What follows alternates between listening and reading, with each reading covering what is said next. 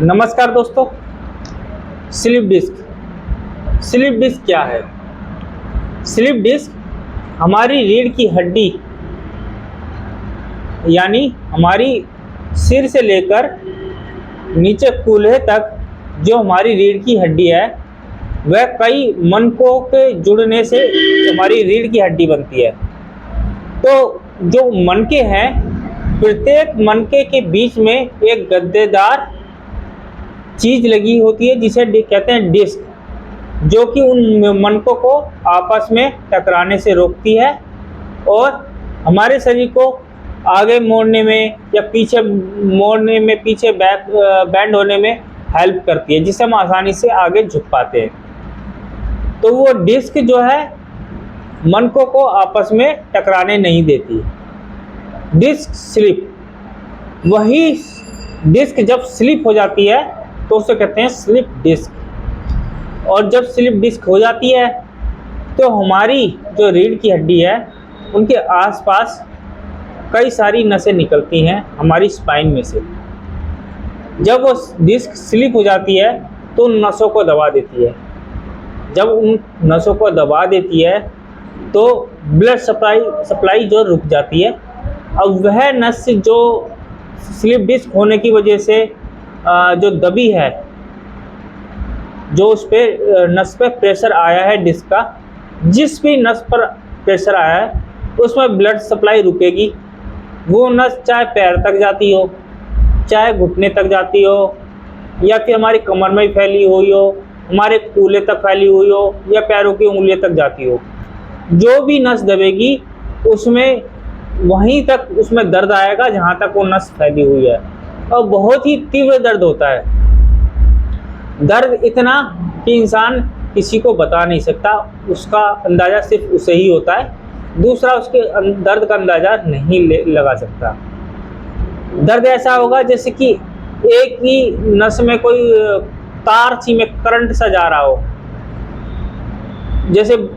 जैसे कमर में कोई ऐंठन आ गई हो।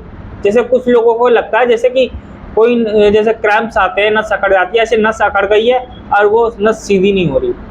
कुछ लोगों को ऐसा लगता है, कुछ लोगों को ऐसा लगता है नस कहीं फंस गई है, महसूस होता है ये, और बहुत ही भयानक दर्द होता है। स्लिप डिस्क का दर्द ऐसा होता है कि 24 घंटे होता है।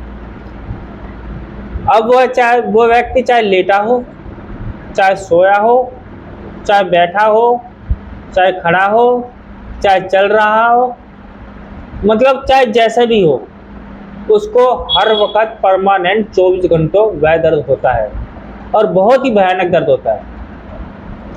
एक पल के लिए भी उसे चैन नहीं मिलता। नींद भी आना उसके लिए बहुत मुश्किल बात होती है, क्योंकि दर्द ही रहता है उसको, तो नींद कहाँ से आएगी? हर वक्त दर्द होता है और बहुत भयानक दर्द होता है। इसके लिए लोग पेन किलर लेते हैं, लेकिन पेन किलर कोई सोल्यूशन नहीं है। जब तक उसका असर रहता है तब तक थोड़ा बहुत दर्द में आराम हो सकता है, पूरी तरह फिर भी नहीं आता। लेकिन जैसे ही उसका असर ख़त्म हो जाए और वो दर्द फिर से चालू। वो पेन किलर कोई उसका इलाज नहीं है, वह खाली बस टेम्परेरी चीज़ है, कुछ थोड़ी देर के लिए, थोड़ी समय के लिए। और ये होता कैसे है? स्लिप डिस्क अक्सर कोई भारी वजन उठा लेने से, जितने शरीर में क्षमता नहीं है उतनी वजन उठा लें, तो जब सारा वजन रीढ़ की हड्डी पे पड़ता है और वह है डिस्क, जो अक्सर L4 L5 की डिस्क ही खिसकती है। बहुत ही कम लोगों की जो है L3 L2 L1 खिसकती है, नहीं तो ज़्यादातर व्यक्तियों की L4 L5 की डिस्क ही खिसकती है, क्योंकि पूरे शरीर का वजन उसी पे पड़ता है। जब इंसान कोई भारी वजन उठा लेता है तो डिस्क खिसक जाती है अपनी जगह से, और खिसक के वो नर्वों को दबा देती है। नंबर 1। नंबर 2, कोई एक्सीडेंट हो जाए जिसमें झटका लग जाए, रीढ़ की हड्डी में खिंचाव आ जाए, तब भी डिस्क स्लिप हो जाती है। दूसरा, कोई ऊंचा नीचा पैर पड़ जाए तब भी डिस्क खिसक जाती है। इसी को साइटिका नर्व भी कह सकते हैं, क्योंकि साइटिका नर्व भी इसी से दब जाती है। इसी को साइटिका भी बोल देते हैं कि साइटिका हो गई है। ये एक ही चीज़ है, साइटिका स्लिप डिस्क एक ही चीज़ है। तो साइटिका खाली नर्व का नाम है और स्लिप डिस्क कंडीशन का नाम है कि डिस्क स्लिप हो गई इसलिए साइटिका नर्व दब गई। तो ये स्लिप डिस्क कहो से साइटिका कहो एक ही बात है। तो इस तरह से दब जाती है।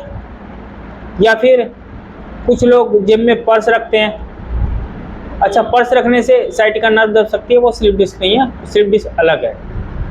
तो और कोई इंसान अचानक से कोई कूदने के बाद जो उसकी स्लिप डिस्क हो सकती है, तो स्लिप डिस्क में बहुत ही भयंकर दर्द होता है और 24 घंटों दर्द होता है। तो इसमें सबसे पहले तो उस इंसान को झुकना बंद कर देना चाहिए।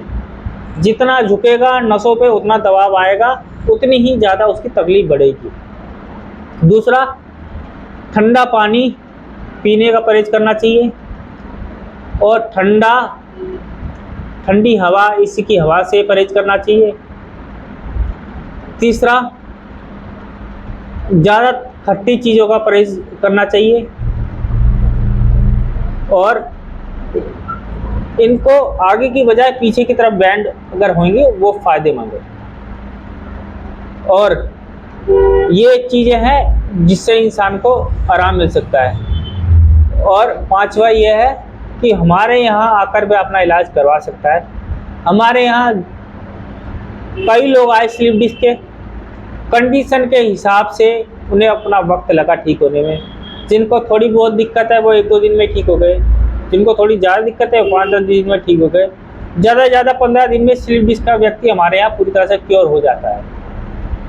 और एक नहीं, ऐसे बहुत सारे लोग हमारे यहाँ पूरी तरह से ठीक हो गए हैं और वो ऐसा ठीक हुए हैं कि आज तक उनको दोबारा से दर्द हुआ ही नहीं है। तो जिस भी व्यक्ति को अगर स्लिप डिस्क है वह हमारे यहाँ इलाज करवा सकता है और पूरी तरह से ठीक हो सकता है।